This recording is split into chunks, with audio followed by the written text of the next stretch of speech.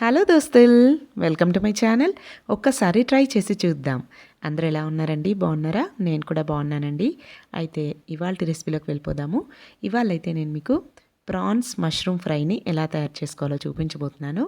చాలా అంటే చాలా టేస్టీగా ఉందండి ఈ కర్రీ అయితే.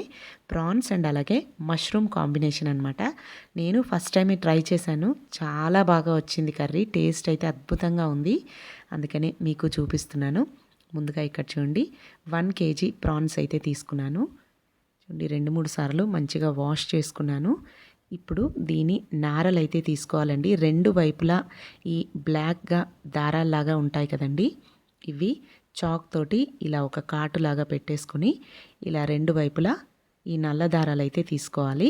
స్టార్టింగ్లో నాకు కూడా తెలిసేది కాదండి ఇవి తీయడం, కానీ నేను కూడా యూట్యూబ్లో చూసి నేర్చుకున్నానమాట. ఇవి ఖచ్చితంగా తీయాలి అని అయితే అంటున్నారు కదా అందరూ, అందుకని నేను కూడా ఇవి తీశాను.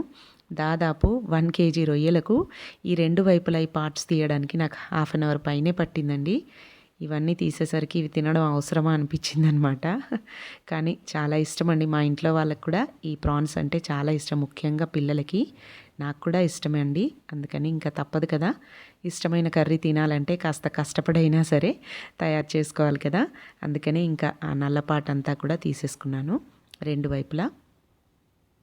అదేంటో తినొద్దు అంటున్నారు, అందుకని తీసేసి నేనైతే ఇలా తయారు చేసుకున్నాను. చూడండి ఇక్కడైతే 3 ఉల్లిపాయలు, ఒక 8 పచ్చిమిరపకాయలు, 2 రెమ్మల కరివేపాకు, అలాగే చూడండి సగం కట్ట వరకు కొత్తిమీర, పుదీనా 2 కూడా తీసుకోవాలి. అలాగే ఇక్కడ చూడండి ఒక్క ప్యాకెట్ మష్రూమ్స్ అయితే తీసుకున్నానండి. ఒక 200 గ్రామ్స్ ఉంటాయి. అలాగే 1 కేజీ మష్రూమ్స్. చూడండి కేజీ మష్రూమ్స్ అంటే ఎన్ని వచ్చాయో మనకి. చాలా క్వాంటిటీ అయితే మనకు వాడు అన్నీ క్లీన్ చేసి ఇచ్చేసరికి తగ్గిపోతాయి కదండి. ఇంతే ఉన్నాయన్నమాట 1 కేజీ మష్రూమ్స్. చూడండి రెండు వైపులా క్లీన్ చేశాను నేను, తెల్లగా కనిపిస్తున్నాయి కదండి. ఉప్పు పసుపు వేసి ఒక 2-3 సార్లు మంచిగా వాష్ చేసి ఇలా రెడీగా పెట్టేసుకున్నాను. మష్రూమ్స్ని కూడా మంచిగా వాష్ చేసుకొని నేనైతే పెద్ద పెద్ద ముక్కలుగానే ఉంచానండి, మరి చిన్నగా కట్ చేయలేదు. అవి ఉడికిన తర్వాత కాస్త తగ్గిపోతాయి అన్నమాట, అందుకే అలానే ఉంచేసుకున్నాను. మీరు కావాలంటే చిన్నగా కూడా కట్ చేసుకోవచ్చు. ఇప్పుడు స్టవ్ మీద కడాయి పెట్టేసుకొని అందులోకి 3 టేబుల్ స్పూన్ల వరకు ఆయిల్ని యాడ్ చేసుకొని, ఆయిల్ మంచిగా హీట్ అయిన తర్వాత మనం కట్ చేసి పెట్టుకున్న ఉల్లిపాయలు, పచ్చిమిర్చి, పుదీనా, కరివేపాకు అన్నీ వేసుకొని దోరగా ఫ్రై చేసుకోవాలి. ఇవి ఇలా దోరగా ఫ్రై అయిన తర్వాత ఇందులోకి 1 టేబుల్ స్పూన్ వరకు అల్లం వెల్లుల్లి పేస్ట్ వేసుకోవాలి. ఈ అల్లం వెల్లుల్లి పేస్ట్ ఫ్రెష్గా పట్టుకొని వేసుకోండి. నాన్ వెజ్ కర్రీస్కి ఎప్పుడైనా కూడా ఫ్రెష్గా పట్టి వేసుకుంటేనే కూర రుచి బాగుంటుంది. నేను ప్రతిసారి చెప్తూ ఉంటాను, ఇలా నాన్ వెజ్ కర్రీస్ ఎప్పుడు తెచ్చుకున్నా కూడా మంచిగా అల్లం వెల్లుల్లి పేస్ట్ అప్పటికప్పుడు పట్టుకొని వేసుకుంటే కూర రుచి ఇంకాస్త పెరుగుతుందన్నమాట. చూడండి అల్లం వెల్లుల్లి పేస్ట్, అలాగే 1 టీ స్పూన్ వరకు పసుపును కూడా వేసుకొని అంతా కూడా మంచిగా ఫ్రై అయిన తర్వాత అందులోకి ఇలా మనం శుభ్రం చేసి పెట్టుకున్న ప్రాన్స్ని యాడ్ చేసుకోవాలి. ఇలా పచ్చి రొయ్యల్ని వేసుకొని వీటిని ఒక 5 మినిట్స్ పాటు ఇలా కలుపుకుంటూ ఫ్రై చేసుకోవాలి. ఇలా ఫ్రై చేసిన తర్వాత కాసేపు మూత పెట్టేసుకొని మగ్గించుకోవాలండి. చూడండి ఈ ప్రాన్స్లోంచి వాటర్ బాగా వస్తాయి. ఎంత వాటర్ వచ్చాయో చూడండి. ఈ వాటర్ అంతా కూడా ఎగిరిపోయే వరకు మంచిగా మధ్య మధ్యలో కలుపుకుంటూ మూత పెట్టుకుంటూ ఫ్రై చేసుకోవాలి.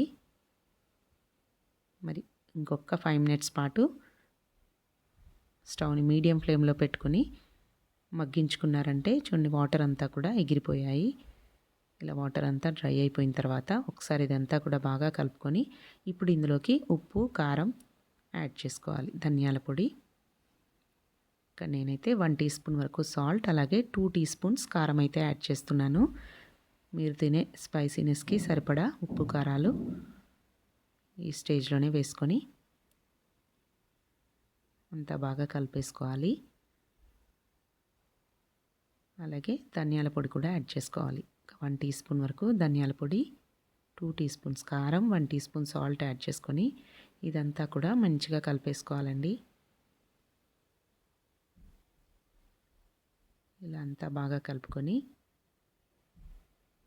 మూత పెట్టేసుకొని ఇంకొక 5 మినిట్స్ పాటు మగ్గించుకోవాలి. ఉప్పు కారాలంతా కూడా ఈ రొయ్యలకు బాగా పట్టుకునే విధంగా మూత పెట్టేసుకొని ఒక 5 మినిట్స్ పాటు ఉంచారంటే చూడండి ఇలా మనకు ఆయిల్ అంతా కూడా పైకి తేరుతూ ఉంటుంది. మళ్ళీ ఒకసారి ఇదంతా మంచిగా కలిపేసుకొని ఇప్పుడు ఇందులోకి మష్రూమ్స్ని యాడ్ చేసుకోవాలి.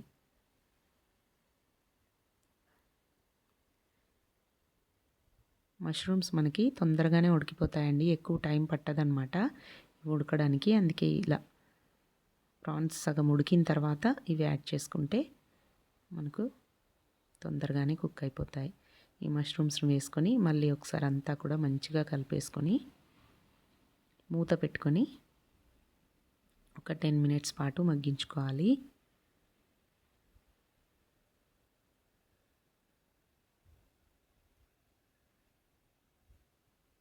ప్రాన్స్ కూడా హెల్త్కి చాలా మంచిదండి, ప్రోటీన్ శాతం ఎక్కువగా ఉంటుంది.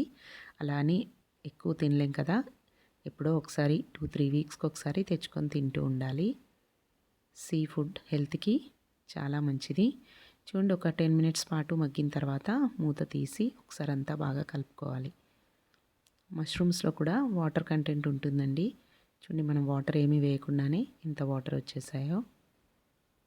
ఒకసారి ఇదంతా కూడా బాగా కలిపేసుకొని ఇందులోకి ఒక హాఫ్ గ్లాస్ వరకు వాటర్ని యాడ్ చేసుకోవాలండి. ఎందుకంటే మనకు ప్రాన్స్ అండ్ మష్రూమ్స్ కొంచెం కుక్ అవ్వాలి కాబట్టి ఒక హాఫ్ గ్లాస్ యాడ్ చేసుకోండి, ఎక్కువ అవసరం లేదు. ఇది నేను ఇగురులాగా చేస్తున్నాను అనమాట. మీకు కనుక కొంచెం గ్రేవీ లాగానే ఉండాలి అనుకుంటే ఇంకొన్ని వాటర్ యాడ్ చేసుకొని స్టవ్ని సిమ్లో పెట్టుకొని మూత పెట్టుకొని మగ్గించుకోండి. నేనైతే కాస్త దగ్గరికి వండుకుంటున్నాను, అంటే రసం చేశాను, టమాటా రసం. దానికి సైడ్ డిష్గా ఈ ప్రాన్స్ కర్రీ అయితే చేస్తున్నాను.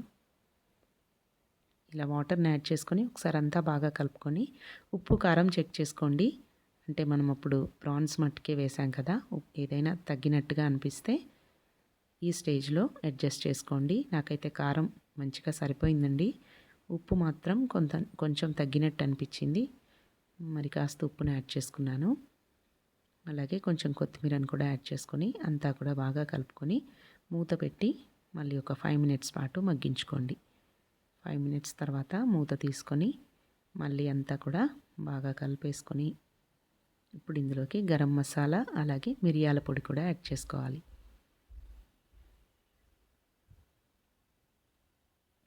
వన్ టీ స్పూన్ వరకు గరం మసాలా వేసుకోవాలండి.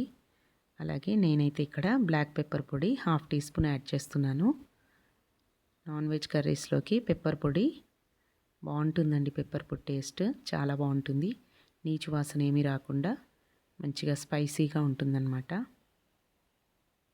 1 టీ స్పూన్ వరకు గరం మసాలా పొడి అలాగే హాఫ్ టీ స్పూన్ మిరియాల పొడిని కూడా యాడ్ చేసుకొని మళ్ళీ ఇదంతా కూడా మంచిగా కలుపుకొని మీకు ఇలా కొంచెం గ్రేవీగా ఉండాలి అనుకుంటే ఈ స్టేజ్లో స్టవ్ ఆఫ్ చేసుకోవచ్చు. నేనైతే ఇంకాసేపు మగ్గించుకొని మరి కాస్త దగ్గరగా చేస్తున్నాను కర్రీని. మీకు ఈ ప్రాన్స్లో కొంచెం పులుపు కావాలి అనుకుంటే ఒక్క టమాటాని ప్యూరీ చేసి యాడ్ చేసుకోండి, అలా కూడా బాగుంటుంది. అయితే నేను ఎక్కువ ప్రతిసారి టమాటా వేసే చేస్తానండి ప్రాన్స్, అందుకని ఈసారి ఇలా ఇగురులాగా దగ్గరికి వండుకుందామని చెప్పి ఇలా చేస్తున్నాను. చాలా బాగుంటుందండి ఇలా కూడా. చూడండి, ఇలా 5 మినిట్స్ తర్వాత మూత తీసుకుని ఒకసారి అంతా బాగా కలిపేసుకొని ఉడికిందో లేదో ఒకసారి చెక్ చేసుకోండి. ప్రాన్స్ ఉడికిందో లేదో ఒకసారి చూసుకొని ఇంకా చివరిగా కొత్తిమీర చల్లుకొని మంచిగా కుక్ అయిపోయిందండి లోపటి వరకు. అలాగే ఉప్పు కారం కూడా మంచిగా పట్టుకుందనమాట. ఇంకా చివరిగా కొత్తిమీర చల్లుకొని స్టవ్ ఆఫ్ చేసుకున్నారంటే ఎంతో టేస్టీగా ఉండే ప్రాన్స్ మష్రూమ్ ఇగురు అని చెప్పొచ్చు, లేదా ఫ్రై కర్రీ.